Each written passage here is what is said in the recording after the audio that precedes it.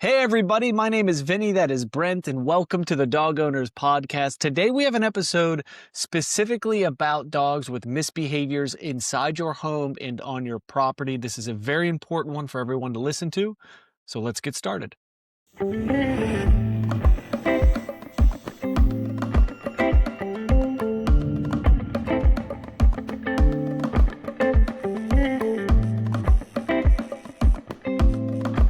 Welcome back, guys. And today we're going to be talking about a lot of misbehaviors, as Vinny said. And one big principle we want to kind of just set the precedent for this episode is that we have to understand that dog training, the word training itself, involves repetition and intentional repetition. This means we have to have a plan. We have to set things up to, set all the contingencies, the distractions, the situation up in order to be able to execute this training protocol or this training plan. And there's going to be a lot of misbehaviors that happen inside of our house, from jumping, begging, getting on furniture, being misbehaved around guests or certain distractions that might come to the house. And we're going to talk about a whole gauntlet of those. But what we want to break down for you guys is the practical everyday solutions that you can apply to make your life a lot easier. And then there's also a second goal for this episode. The second goal is you guys have to understand that our authority and your dog's ability to control themselves and regulate their emotions, it all starts at home. And this gets a little bit tricky for some dog owners because typically at home, this is where we go to relax. And like the last thing we're thinking about when we're home from work is like to put rules on my dog and to set boundaries and limits. But this is one of the big things you guys have to think about. If you guys can dedicate 12 solid months to teaching your dog's boundaries, limits, developing a balanced relationship, meaning they love you and trust you and you're consistent, but at the same time, they understand that you're an authority figure. If you can spend 12 months doing that, you guys don't have to train your dog after those 12 months are done. And when I say train your dog, like the same way, like we fear, like we're going to have to spend 30 minutes to like train sitting down. Like once you've developed these things pretty strongly in your life with your dog, you can start just enjoying your dog and raising your dog and maintaining your dog's behavior. But all of these protocols we're about to talk about, you won't even need to do them if you dedicate 12 solid months. Dude, I wish nutrition was the same way. If I could just eat healthy for 12 months and then the next 10 years I can coast, right? Yeah. But you are totally right. Brent and I want to talk about some common misbehaviors that we see. We did not rehearse any of this, so we get to go off the cuff and jive a little bit, which I'm excited about. And I just came back from my parents' house, and Brent, they have a 10-month-old Newfie. He's a big boy, 115 whatever pounds. And he has a behavior that annoys the shit out of me, right? So Okay. even though that his uncle was a dog trainer, it doesn't matter if the mom and dad don't listen. Okay, mom and dad. Well, technically, you're his brother. Wow, that's weird. That is weird. This is your little brother. He kissed my mom. Grow. So he does this thing that's super common, Brent. Like he is a demanding little fucker. So he will bark at my parents to go outside. He'll go outside for 5-10 minutes. He comes back in, and then 5-10 minutes later, he goes, "Yeah, you know what? This scene sucks. I want to bark to go back outside," and they oblige, which is the worst thing that you can do when you have a dog like this, is to say, "You know what? You're being annoying right now. It's easier for me for this 3 seconds to say I'll let you outside," but then you screw yourself for the next 12 years, right? Like at some point you're going to have to put your foot down. And if you do this early enough, it makes it easier. Yeah. The longer you let this go on, the more this guy's going to challenge you, as they should, because you've let them do it for however long.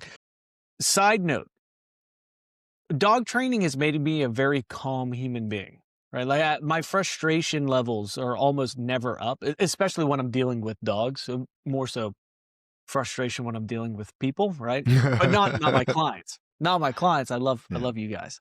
But one thing that really bothers me is how quick we are to get frustrated when a dog doesn't change in 3 seconds a behavior that I've allowed for 3 years.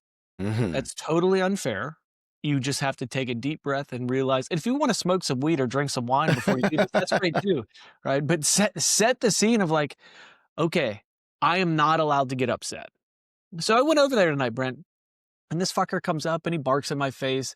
And I'm like, I'm going to show you guys something. I'm putting a leash on this dog. Okay. I walk back to the couch. I'm holding his leash. He barks at me. I say no. And when I say no, I immediately lift up on his collar and his face went, holy shit. I did not expect this. So now he immediately goes, okay, that was uncomfortable. And he sat there in a state of shock and awe of like, I can't believe somebody actually did that. And he literally sat there for 3 minutes and stared at a wall. Like, I don't know what to do. And then finally he just laid down and he shut up.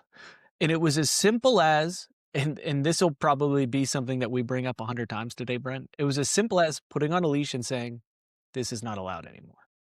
And when you have this anxious dog who is demanding and constantly needs to be busy, the more the body moves, the more the brain is going to keep going crazy.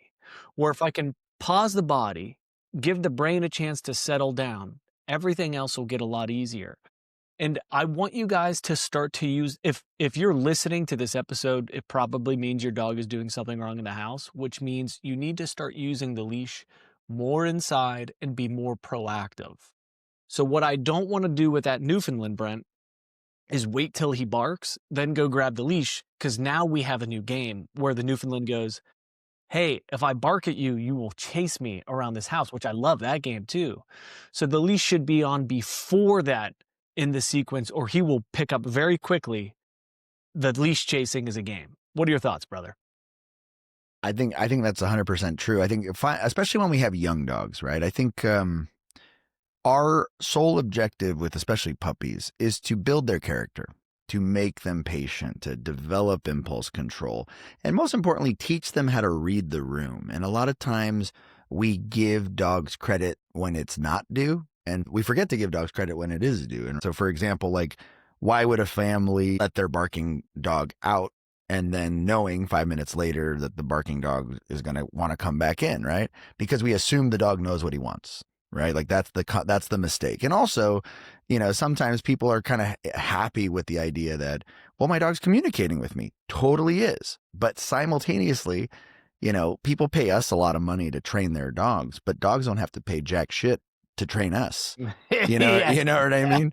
So one thing I always want you guys to think about is usually when people come to us as dog trainers, you guys are 2 steps behind your dog's motivation, 2 steps behind your dog's behavior and decision making, and you're 2 steps behind, which means you're always reacting to the dog's impulses, right? My objective with my clients when they come to see me is I want to get you to a place where you can read what's happening in real time. Right? You can see, oh, my dog's barking.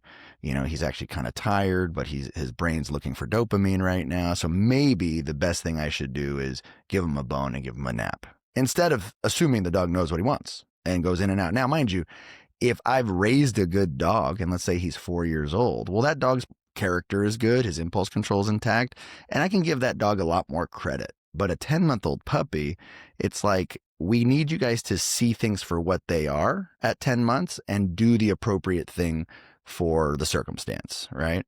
But here's the dream as a dog trainer is I want all of my clients not just to be able to read the play when the dog is doing it, but to be 2 to 3 steps ahead of the dog.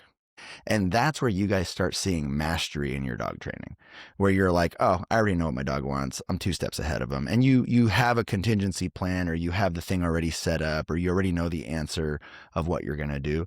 And that to me is the goal, should be the goal for every dog owner. You should know your dog's intentions, their behaviors, their motivations, their personalities. But when we're dealing with young puppies, we're still shaping them. So setting those boundaries and limits, as I talked about in the early of the episode, 12 months, dedicate to raising your dog and building your dog's character. And then after that, it's so much easier to just coast and maintain and enjoy your dog for the next 14 years. You know what I mean? That's the goal. Yeah, couldn't agree more, dude.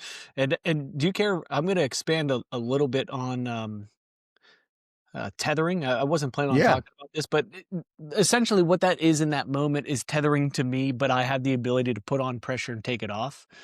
I never used to tether dogs, ever.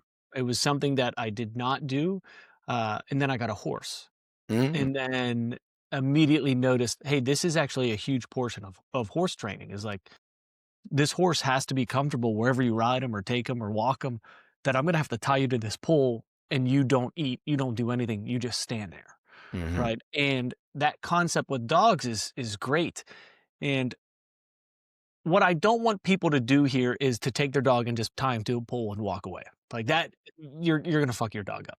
Um, but I do want us to be understanding of, hey, a good exercise that I can do is get my dog used to having limited movement on a leash. We do this with baby gates, Brent. We do this with a Hmm. crate, Hmm. but we don't often do it with a leash. But I can't bring baby gates to a cafe. I can't Hmm. bring a crate to a cafe. I can bring Right. my leash, right? And I can get my dog used to the optics of me taking a leash, tying it to my dining room table, me sitting at the table, and not letting this dog run all over the place. I Hmm. always preface that before I tether dogs, I try to fulfill dogs. So I try to exercise them or play ball or do something so at least this dog's not coming out of the crate and going, let's go, really tied to a table right now, Yeah, right? yeah, So just it's like, dragging the fucking table down the street. yeah. Imagine. But that concept of tethering is actually something that's super valuable for all dog owners, all ages. And having the option to say, hey, you know what? I can't do anything with you real quick. Let me tie you right here while I go upstairs and grab my wallet. Or let me tie you up to this cafe table so I can go into the cafe, take a pee, and come back out. And know that you're not going to panic when you hit the end of the leash because you've been conditioned to it. Yes. Add a few sentences on what you would give advice on for tethering, brother. Yeah. So going back to it, you said something really golden. It was get the dog like used to the optics or used to this picture of like my dad puts me on a leash or my mom puts me on a leash and I have to settle down or I have to be in this stationary position or this location for a long period of time. And I think obviously this is something you guys have to do intentionally, right? Going back to what our opening statement, training is intentional practice and repetition. You know, something as simple as when you're going to watch TV or sit down for dinner, literally just put your dog on a leash and tether them and get them to settle down next to you. Like you are creating these pictures of things that you might do at a restaurant or things you might do at your in-laws house, or if even putting the dog in the car on a leash and getting him used to riding in the car and relaxing versus freaking out looking out the window, right? Like little things like this are going to be important. The sole purpose of tethering, um, just like any management system, right, is to limit movement, as Vinny said. And limiting that movement, in essence, is going to teach the dog to settle. Now, there will be times, especially with young dogs or overexcited dogs or anxious dogs, where they don't want to settle. So this is where um, grit, from the dog owners and insistence and that repetition is going to be really important because you will only see the true changes in your dog's character and personality once we get over those obstacles, right? And before we started, there's a saying that I heard a long time ago from someone who I really admire. And they always say you get praised in public for what you practice in private, right? And as a performer, right? Like I was a performer when I was a kid. The amount of dancing I used to do and rehearsal I used to do just so that I could, be on stage for that 2 minutes of a performance. You're putting in hours and hours and hours of work for something someone's going to see for 30 seconds, right? And so, when we're training our dogs, the process of dog training um, is lots of little moments that we are teaching the dog, to pay attention or to calm themselves down. And if you do that well enough, and there are people who do this just because it's their nature, right? Like my grandma was that type of lady who she just set limits on her dogs all the time. And you walk into her house and all her dogs listen to her perfectly. But there are sometimes it's not our nature. So we have to learn these habits and we have to do them intentionally and take the advice of, someone you guys listen to in a podcast or on YouTube and just have faith in that process because as long as your dog isn't, hurting themselves or hurting you, you will find this resolve and this and hit your destination. Yeah, the grass is definitely greener, but you do got to push through. And it's not natural, Brent, for everyone to want to be an authority figure over their dog. Right? That's the hard part, but it's necessary, and Yeah. it's something that if you demanding more from your dog, and you also setting a line in stone instead of sand makes you uncomfortable, you're going to have a kind of rocky relationship with your dog. So we got to put our big boy pants on and say, hey, this is what it's going to fucking be like. And that's the end of it. Going back to this tethering, just two more tangible pieces of advice. How about that word, brother? That's a I big like it. Ooh, that's a good syllable, that word. tangible. Tangible. That's a dictionary word. Is, when we have the option to tether with us, right? A lot of trainers call this umbilical training, where I just hold the leash. And we also have the option to tether to different pieces of furniture in the house, preferably something the dog cannot drag, because that turns Mm-hmm. into a shit show, because we've all Mm-hmm. seen that. One thing that I notice a lot when people tether to themselves is they're constantly changing their grip on the leash, which The is length. very frustrating for the dog Mm-hmm. because, hey, I had 3 feet, now I have 4 feet, now I have 2 feet, now I have 6 feet. So they constantly push to get to what they perceive is the end. And I don't care if you tether them short, it's fine, but that's where we're tethered right now. So if you pick a fixed spot on that leash, and that's the position that we're going to hold while we do this exercise with your dog. And this doesn't mean it needs to be 2 hours, guys. You can do this for 10 minutes, right? Your dog settles. Okay, let's go do our next thing. Like now let's move on. But if you can practice that every day, putting a leash on your dog, having them settle with you, man, it will make a big difference when you guys start to go out in public. And as someone great once told me, um, what you practice in private will show in public. So it's very important that we do that. I love that. I love it. We Yeah, talk man. about practice, man. Yeah, talking about straight up, it's practice. Another thing that I think needs to be talked about when we're talking about in-house behaviors is teaching people how to successfully develop stopping cues, right? Like no or because I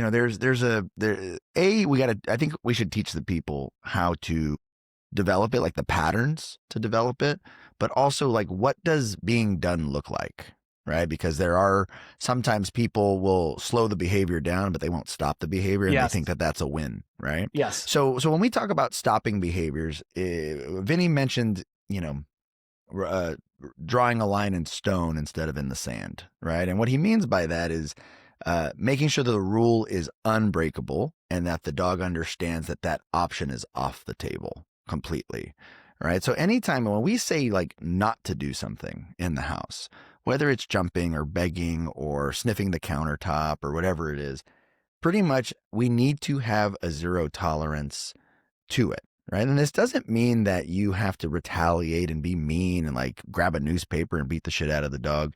What it does mean though is I'm going to say something once, and then I'm going to follow through and either show you what I want you to do, or I'm going to make you do what I want you to do. Okay. And my mom used to have this saying growing up. I thought it was so genius because in so many ways, I'm pretty sure my mom was dog training us, like legit, like at assemblies, like, cause I'm the youngest of four, right? So by the time I was born, my mom had like systems down, right? And my mom, she had this whistle, right, that all of the kids knew.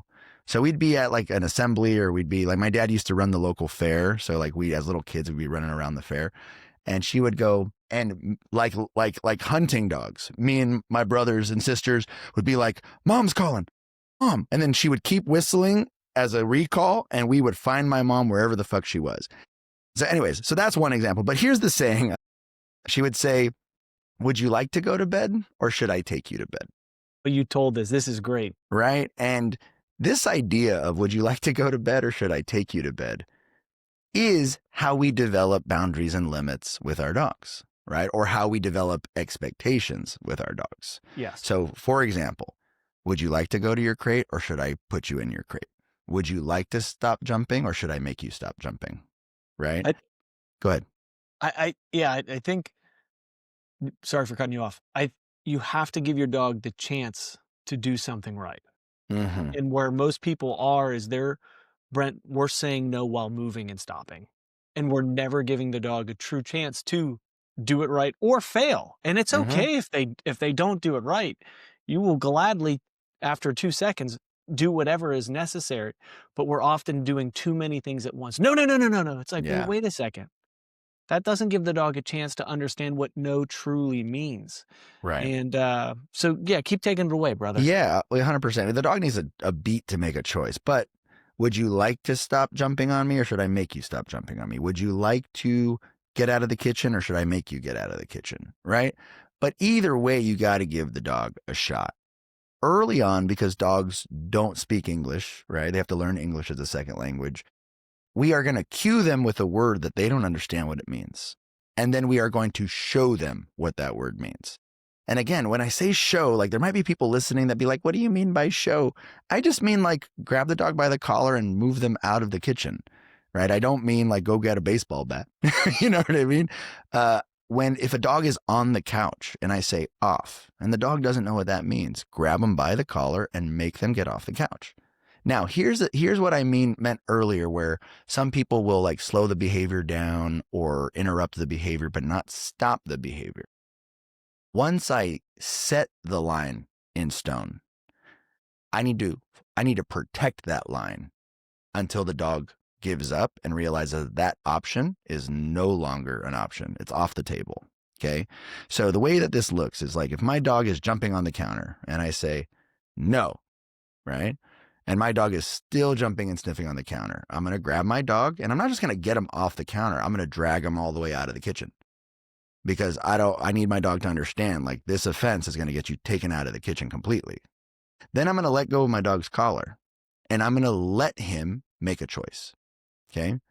And let's say my dog wiggles back in a little hesitantly, and I see him going straight back to the counter. As soon as I see my dog is pointed towards the counter that I just got him off, I'm following through again, grabbing him by the collar and sending him out of the kitchen. Okay. Now I don't have to yell, I don't have to scream, but I do have to grab him by the collar and show him or make him do what I need him to do. Okay. Then I'm going to let my dog go and I'm going to see if he does the mistake again. And we have to keep doing this process until our dog shows us that he no longer wants to do the thing I just told him to stop doing, right? And this is how we develop concepts of stop or no or whatever, right? Whatever you want to call it, right? You have to defend the rule that you establish until you win, right? And again, it's not really a competition because it's like you versus a puppy or you versus a dog. You are going to win. And the only reason you wouldn't win is if I feel bad, or if I feel guilty, or if I'm scared that the dog is, going to hate me 10 minutes from now and like not give me kisses later. Like whatever the rationale in your head is, usually fear of being a bad dog owner and guilt are like the number one, kryptonites to good dog ownership, right?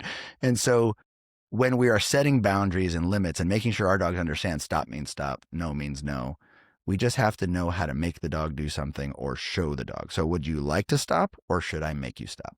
That is the principle for you guys to take away. Yeah, two other simple games for us to pay more attention to as a dog owner. So one is a spatial pressure game. It's a very easy game, and just so everyone knows, spatial pressure is going to be where you use your body when you do walk into your dog, and they go, oh shit, and they start to back up. Your dog's going to learn that presence is extremely powerful, and I want to use spatial pressure in whether it's my office, my bedroom, or my bathroom. And I want to start to say, hey, can I control my dog's space here? And not just because it's important to keep your dog out of your office, but it's important to have that authority to do that at the next place I go where I need it. Because I need somewhere to practice it over and over again. So I have a rule in my office, my dogs aren't allowed to come in unless they're told to come into the room. So you can keep the door open, they'll never come in here until told. But let's say the dogs do come in. The big thing that I don't like, Brent, as I alluded to earlier, is that no, while running to them. If the dogs walk in here, they're going to get what we call the Maloik, right? Like the Maloik, Italian yeah. stare. Yeah. It's going to be immediately, no, Italian stare. Right? I'm not getting up yet. As soon as I say no, I want my dog to process, oh shit, my human just told me no. So I have three options. One option is to immediately abort and back up because dad's serious. That would be perfect. There would be nothing I would do in that situation. And people go, why don't you give him a treat? Because he shouldn't have done it in the first place. Okay. The second option is the dog goes, F you, I'm coming in the office because I want to be in here. Perfect. now I'm going to stand up and follow through in whatever way that I see fit. If it's the spatial pressure, if it's grabbing a collar, grabbing a leash, doesn't matter. You're going out of this room. And then the third thing the dog does or could do is freeze, right? Where the dog goes, oh shit, I know I'm not allowed in here, but I don't know how to solve this problem. Now, your energy on all of these, the first one when the dog the second one where the dog completely blows you off, you better be firm. You're not getting up like, come on, sweetheart. It's no, we're out, right? Like you are serious. But when the dog freezes, you don't have to be as serious. You can help the dog out of the room.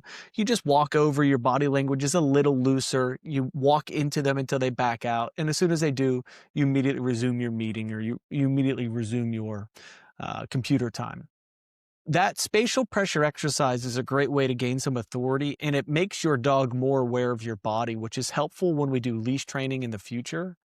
Another time that is very common for dog owners to practice getting the word no more powerful is on place. So every dog trainer in the world teaches place, right?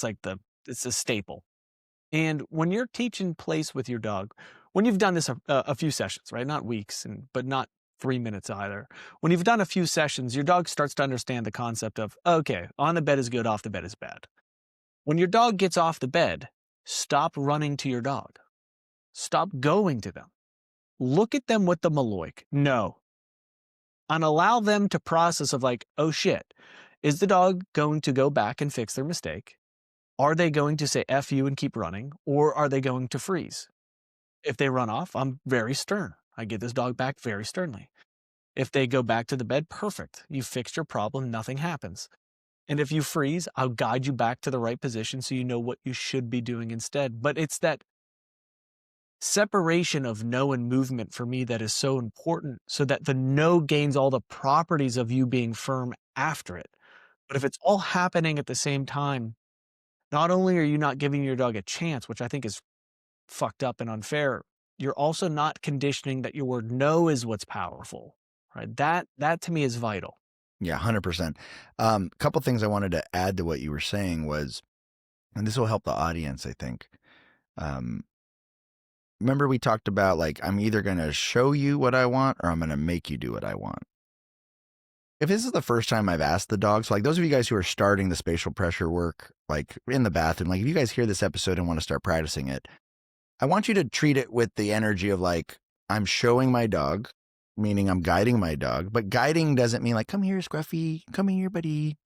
Like you're just going at 50% speed, but you're following through. Okay. Once you teach the dog, once you're outside the door, I'll get off your back, right? So you're showing them, and through repetition, you're going to show them. The dog might try and come in 2 to 3 times. You're going to press them out of the room, and eventually the dog will get it. Now, when we think like gradual, people think like over days. Well, you can actually get gradual over minutes, right? So if I tell my dog, okay, no, get out, and then I shoo him out of the room, and, you'd practice, you give him the stare. He doesn't understand what you're saying. So you show him that stare means get out of the room. And you do that 2 or 3 times, maybe 4 times. And let's say the dog goes, okay, I think I understand. But then the dog forgets 5 minutes later and then comes in. Well, now we can make the dog get out of the room. Makes sense? So we don't have to be as guiding in that second trial or that third trial or that fourth trial. This is where now, it's kind of like you're a light line in stone, and then you make it deeper and deeper and deeper the more that the dog offends Yeah, it. You're 100%. They need to understand the concept before you can be firm, or they will just be confused. 100%. And that is something to kind of keep in mind because training has levels. So in the early stage, I'm teaching. In that second stage, I can expect and demand. Right. So you guys have to make the choice. Am I showing the dog what they're supposed to be doing, or am I just making the dog and holding them accountable to what I taught them yesterday? And some dogs will act like they don't remember what you did yesterday. But this is a situation where we have to give dogs credit where it is due. Dogs will remember patterns as soon as they see them. So let's say you showed the dog calmly, on a Monday, and on a Tuesday, he comes right into your office. You can act like you've been teaching him this for a week. Get out, go. And then the dog will do the response. And then you will see how quickly your dog picks up this concept if you treat it like they understand after you've taken the time to guide them through it. Make sense? Yeah. What's Yeah, another in-house behavior that you find annoying that we should go over? well, I think some common ones would be controlling personal space, like your own personal space. So there are dogs who they'll have no problem jumping on you. They have no problem laying on your lap until your legs fall asleep. There are dogs that have no problem like being all up in your face. And again, guys, we love our dogs. And I let my dogs do this stuff, right? But because I trained them kind of strict the first year of their life, I can give them the Maloik and just go away. And the dogs will be like, yes, sir. And they'll get off of me right away. So there are certain limits that we develop in our relationship, like basic things that we let our dogs do every single day. We're going to give our dogs food. We're going to give our dogs attention. We're going to give our dogs affection, and we're going to give our dogs freedom. Okay? Because we give our dogs these things every single day, we should learn how to turn them on and turn them off. Like I should be able, when I eat, tell my dog, go away. I should be able to, if my dog wants my attention and I don't got time right now, I should be able to say, go away. This doesn't mean I'm not going to pet you at some point throughout the day. It just means not right now, right? So when we set limits, we're saying you can normally do these things, just not right now. And one of the common ones are, dogs on the couch. Like me personally, all my dogs are allowed on the couch. Every single one of my dogs are allowed on my couch. The only difference between me and the average dog owner is just like I can tell them to get off and they don't get back on because I focused for an extended period of time making sure that they understand off means off. Yeah. It's always easier if your rule is not gray at the beginning, right? So the rule of, hey, sometimes I'm allowed on and sometimes I'm not is difficult to teach. It's easier to start with, hey, you're just not allowed on the couch. Once we understand that and we can control it, hey, you can come up onto the couch. But when I say this word that I've said now 1,000 times and means get off, now we're in business. And, the whole dog shouldn't be on the couch with you. I mean, come on, dude. We're going to fucking hang out with our dogs on the couch. We're going to make out with them and we're going to Yeah. cuddle them. But just like ice cream, if that's the only thing I'm eating, then I'm going to be in trouble, right? But I agree. I think until my dog understands that I'm just not allowed on this surface. And, Brent, I was getting a lot of questions when I put up a video of Crunch not being allowed on the couch. The other two dogs were. Like, oh, that's unfair. No, it's not. Throw jealousy out of your fucking mind if you have more than one dog. It is, it's going to, what did you say before? Guilt and... It's just guilt and fear are the kryptonite to good dog ownership. Yeah, and that guilt of like, oh, but the other dogs are allowed. Yeah, but they understand. Like you've done all of this with them. Yeah. So now we will do this with this one. But Brent, if your dog jumps up onto the couch, how do you get a new pup, right? Okay, yeah. Or even a new rescue dog, doesn't have to be a pup. And you're going to say, hey, for the next 30 days, you're not allowed on the couch. Mm-hmm. How does that look in your house? What does that look like? Yeah. So, let's say the puppy starts just sitting at my feet on the floor next to the couch and I see a paw come up. I'm going to develop my communication. I'm going to say, and the dog is going to have a beat to make a choice. And the dog's going to look at me dumbfounded, like, what do you mean? What do you mean? I don't know what this means. And then I'm going to say, and then just push the dog off the couch. And he's going to do that 2 or 3 times. And then eventually he'll give up. And then that's one training lesson done. You know what I mean? Yeah. One training lesson done. And then if the dog I know wants affection or needs affection and I'm ready to give the dog affection, I might get on the floor and just love on him, or I might just lean over the couch and love on him, right? And I'll love on him and I'll massage him and he'll realize he can lay and show me his belly and he can lean up against my legs and he can do all of those things. But as soon as he puts a paw up on the couch, don't do that. And then I'll push him off the couch if he doesn't immediately retract his paws, right? But that's where boundaries and limits start. And you can start that with an 8-week, 10-week-old puppy, right? And the cool thing is what I like about young dogs, and I know some of the people listening have dogs that have been doing this for years, so it'll be harder. Young dogs are more receptive to the energy shifts of the human, right? So if you're happy-go-lucky, the dog's going to feel happy-go-lucky. If you have any ounce of, hey, get off my couch, the dog will be like, oh, sorry, because they're more sensitive, right? Unless you have a freaking Malinois, then they're fucking psychopaths, right?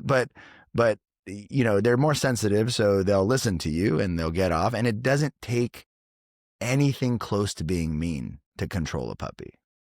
And for the most dogs, most cooperative dogs, you don't have to be mean. You just have to be matter of fact.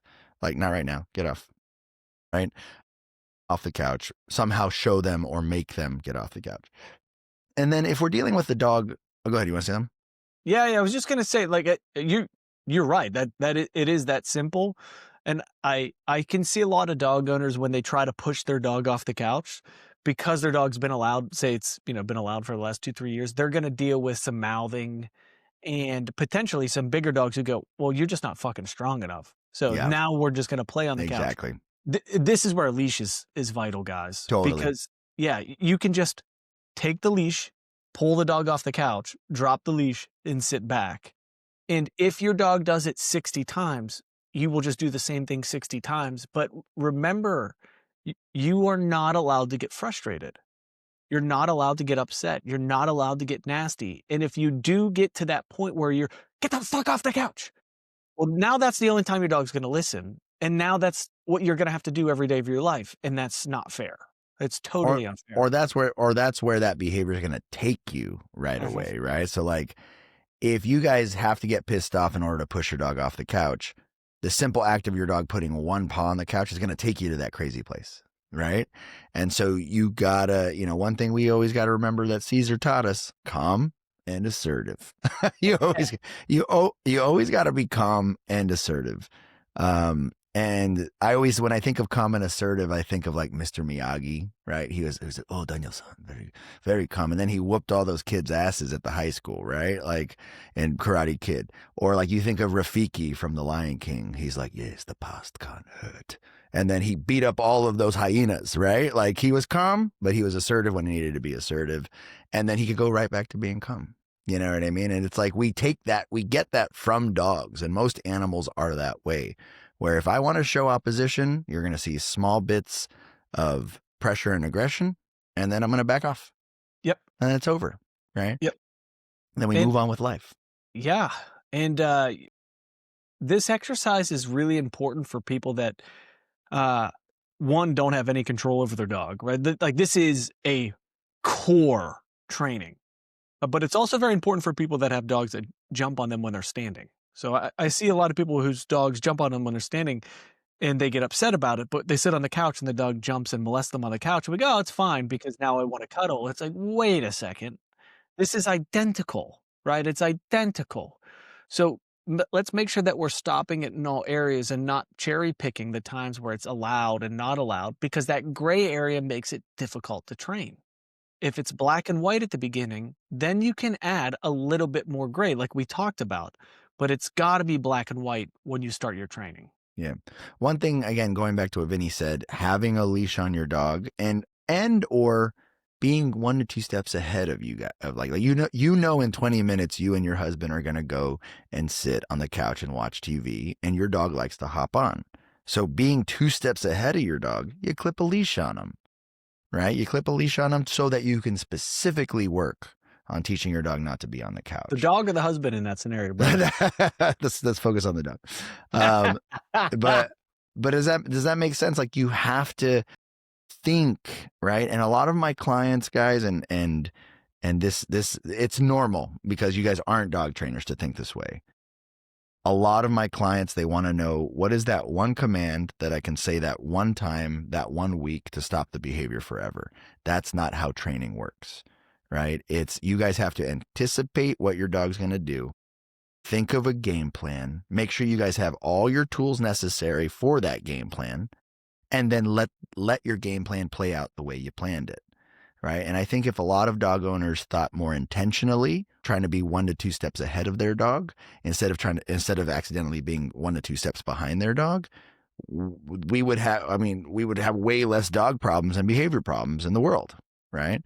So if you guys pull anything from this, try to think what your dog is going to do 10 minutes before they try and anticipate it. And a lot of my clients, they always have patterns. Like when they come to us, they're like, oh, and around 5 o'clock, he zooms around the house and Yeah. and as soon as I wake up, he's going to grab the kid's slippers and, he starts barking exactly at this time. So we all know when these naughty misbehaviors are happening.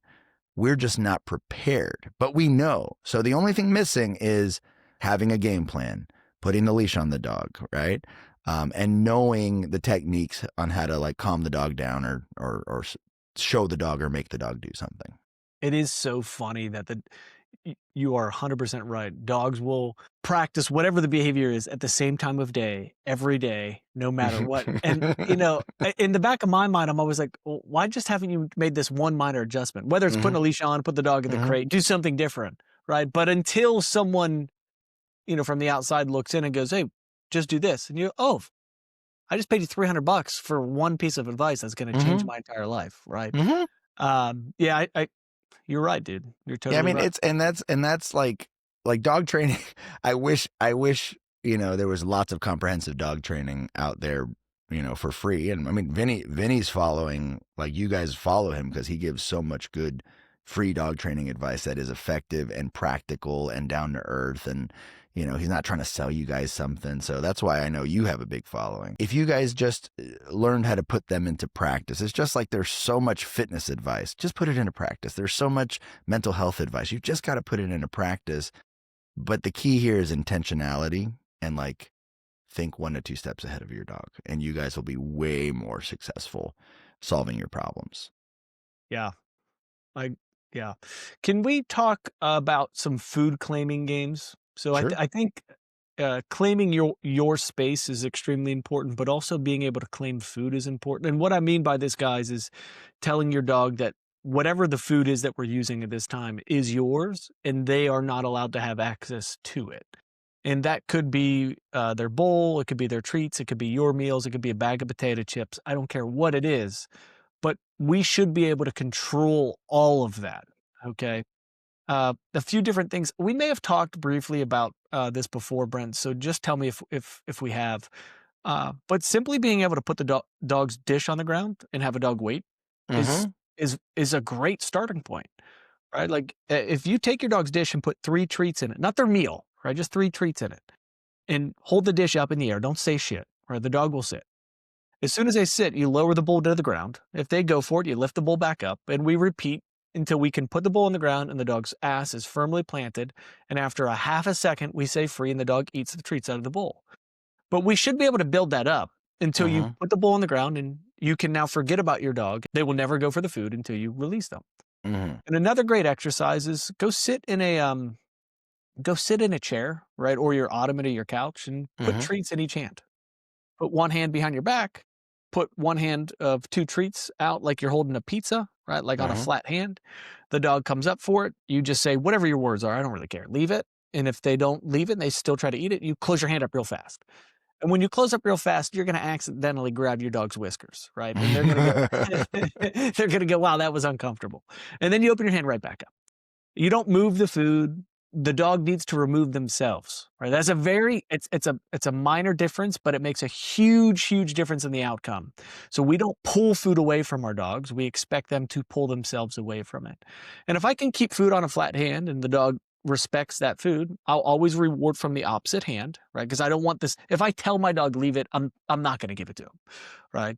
And I want to be able to control it in my hands. I also want to do the same thing on the ground. I put my food on some treats on the ground. Dog goes for it. I say, leave it. If I'm using a leash, I can give him a little leash pop if he tries to go for it. Or if I'm using just my feet and I have a shoe on and he goes for it and I step on the treat and I accidentally touch his nose when I stop it with the foot, and the dog goes, okay, I guess I can't have this either. But that should progress to a point of, you'll see the end picture here, where I can take my plate of chicken parm and I can leave it on my ottoman. And the reason I say ottoman is everyone eats dinner on their fucking couch. Yep, 100%. It's like, dude, my grandparents. 100%. Yeah, dude, they're disappointed, right? They're like, are you kidding me? TV's on while you eat dinner? You know, get clem check for that back in the day. But I want to be able to leave my chicken parm on my ottoman and walk into my kitchen, go into my refrigerator, and know that my dog's not going to take it. But you have to, as Brent keeps alluding to, intentionally practice that scenario. And literally, we're talking over the course of 4 or 5 15-minute lessons of you guys doing it with a bowl, of you doing it with your hand, with you doing it on the ground, and then you doing it with chicken parm, that your dog won't touch chicken parm, right? And then you can push this even one more step, Brent, if you don't mind me. Yeah, go You ahead. could put the chicken parm on the ground, and you could put a camera up, and you can go hide in the bathroom. And you can wait until that dog goes, "Alright." Like, Here's I my love when chance. yeah, exactly. I love when, dog owners post this video of like, "Will my dog do this wrong when I leave the room?" And it's always yes, right? And, and as soon as I go for it, "Leave it!" And the dog goes, "Fuck, where's he coming from?" He's like God, he's everywhere. You know? But I wanna be able to control food in all of those sequences. Take it away. All right. No, I think two food exercise, like two scenarios. The dogs eat multiple times a day, humans eat multiple times a day. I wanted to add a beginning step to Vinny's exercise. So I think Vinny's exercise is like teaching the dog just that moment where I drop the bowl. I actually want to prep my dog's meals and have some type of rule, right? The amount of clients I go to their house and I say, Yeah. let's make your breakfast or let's make the dog's dinner. And the dog's fucking swarming like a shark underneath them, like waiting for you to drop something. Or some dogs are even jumping on the owner and they won't stop fucking tap dancing around the kitchen because they're so excited that they're about to get fed. Just having a really simple expectation of like, go stand on that side of the counter. You're not allowed on this side of the counter. You're allowed on that side of the counter. Right. And if you want to tap dance over there. Right. But just setting some type of boundary or limit. If you guys want to get more obedience based, like teaching your dogs to sit and stay while you prep their food or down and stay, that can be super helpful. But what you're just teaching your dog is just don't get so agitated and worked up when food comes out. Right. Especially because you know you're about to get it. Mhm. Right. That's one thing. So that would be like step 0. Then step number 1 would be what Vinny talked about, like giving the dog its food and making them wait for a short period of time, right? So that can be practiced every single day. Now, this exercise is like proxy for a bunch of other exercises that might exist throughout the dog's life, right? So, second thing, as Vinny said, is we eat every single day. So yes, if you eat at the dinner table, you can practice this at the dinner table. You have to give me 5 to 6 feet away from the dinner table, right? Or you can do an obedience approach where you have a place command and you say, be on place while I eat, right? Either one is totally fine, okay? The second option, as you mentioned, millennials eat on the couch. That's just what we do. We just eat on the couch where the TV is, okay? I can also have a similar rule. I can have the dog be 6 feet away from where I'm eating, or I can put them on a bed stay, right? And then another one that I like to do is that I'll do with like families. I'll make them in their living room. They'll put a blanket out and I call it have a picnic in your living room. So all the kids will sit on the ground on the blanket and they'll eat and the dog's not allowed to step foot on that blanket, right? And so if the dog steps a foot on the blanket, get out. And so that gives people a visual barrier of like, oh, okay, the dog has to respect and understand that this food is off limits. And then eventually the dog will just go over to his bed and chew on his bone or go to the other room and play with his toys. And we start teaching these real basic, so they're kind of like 3 levels: dinner table, then couch, then you can have a picnic on the floor. Dude, so we do the what you just explained is genius. Listen, guys, listen. The picnic thing is fucking genius. We do that with tummy time with kids. So I start with a big blanket where the baby's going to be on the ground and the dog's not allowed to touch. But I never thought about doing that with food. It's actually brilliant. And Brent has I was hoping he was going to explain it, but he didn't. So I will explain it for you. Brent has a great explanation of sometimes you're trying to teach your dog that something to do. And then sometimes you're trying to teach your dog what they're not allowed to do. Right. So the difference between obedience and boundaries is when you're telling your dog place, that's the only thing they're able to do at that moment. Right? They can't do anything else but be on that bed. And then when you're setting the boundary, like Brent was talking about the blanket, you don't give a shit if your dog's sitting down and walks into the other room. Just don't step onto the blanket. And I love the way that you explain that. So I just want to add those 2 cents in there. You should always use that because that to me, Yeah. when you said that the first time, I was like, oh, that is such a good way to word that.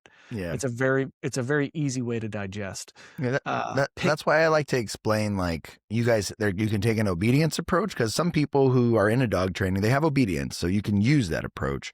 But most of our control over dogs in the house is actually just going to be setting boundaries and setting limits, because your dog's rarely going to be in a command inside the house. yeah, and Yeah. obedience should not be a cover for shitty behavior, right? Yeah. Like you should have good obedience, but you should also be able to control your dog. 100%. And I just saw a dog just came in for an evaluation, just turned a year. This guy's first dog. He did all the obedience classes, but when this dog is not in a command, he Yep. is a fucking psychopath. Yep. Right. So now he's paying us a lot of money to finish the training for him. He just doesn't do proofing. No one taught him proofing. No one taught him patience. No one taught him, to wait for long periods of time. And so the dog is sharp with his commands, though. Just has jack shit for impulse control. Yeah. Yeah, I actually noticed that a lot. So post-COVID, when I was putting out a boatload of content, Brent, and then I was getting a lot of people training that were coming in to train with. What I noticed is their dogs were perfect when they were under control because we were giving them all the decisions to make. And then as soon as they would release the dog, the dog just sucked because they never imposed their will or their authority. Yeah, when the dog wasn't in a command. And it's funny how you could have, and honestly, I totally want to raise a dog like this one time where I never teach him a command. I don't say one fucking word to him, or I never teach him sit down, anything. I just tell him, hey, these are the things we're not allowed to do, right? Like Yeah. these are going to be the boundaries. Yeah. Because you could have a perfect dog that doesn't recall and doesn't sit or down or stay or anything like that in the house, and the dog never makes a mistake. Mm-hmm. You should have both, though. You should. Yeah, that process. So J-Jack taught me that process is called free shaping with negative reinforcement. So instead of free shaping with rewards, you're free shaping.